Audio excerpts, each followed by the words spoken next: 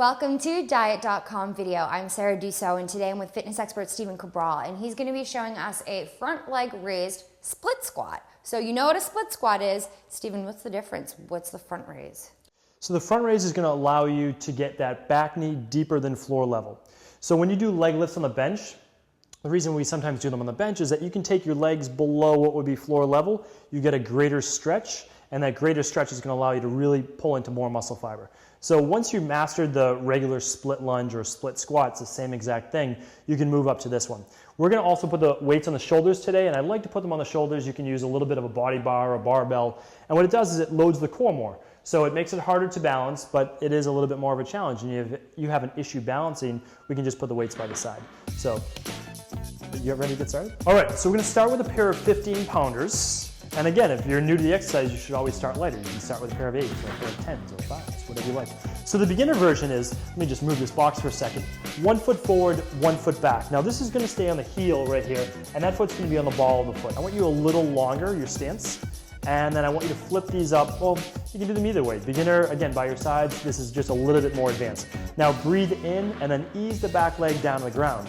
And as you're doing that, you're not letting this front knee move at all forward. You're basically just dropping your body down, coming back up. And if you look, Sarah's legs are about right angles at the bottom, which is really important because if it's tighter than a right angle, it's too tight. Okay, so now that's the beginner version. Let's take it up a notch. Let's put that front foot right on this box. All right, same principles involved here. The heel is what takes the weight. The toes are very light. And Sarah's gonna move that back foot back far now, or further. Okay, and now she's gonna ease that back leg down, breathe in and nice and slow, not too deep at first, then right back up. Good, so you're only gonna go as deep as you can. Sarah's pretty flexible, so she's able to get that knee pretty close to the floor, and then what that does is when you get it that close to the floor, this front glute, that's why we're doing this, gets in the top of the hamstring, gets a much better stretch. So you're gonna really feel it in the front glute and through the quad. Of course, your whole leg is working, and Sarah's pushing through that heel to drive back up. Not through her toes, not through the back leg. The back leg simply balances. This front leg and hip is doing all the work. Awesome job, let's switch. So for this exercise, I recommend anywhere between 10 and 15 repetitions per side.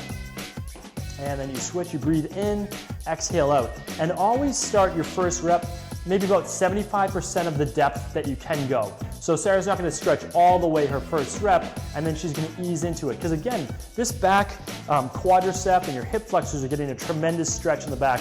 I love full range of motion exercises because it helps correct imbalances and tightness as well. So not only are you strengthening the outside of that hip, Sarah's getting a great stretch through the back quad as well. Let's do 2 more. Breathing in, exhaling out, and of course she's keeping her chest up and her chin parallel to the floor looking forward. Nice work. And that is a pretty challenging exercise. It really does hit your entire body because your upper body has to hold it, but mainly the legs.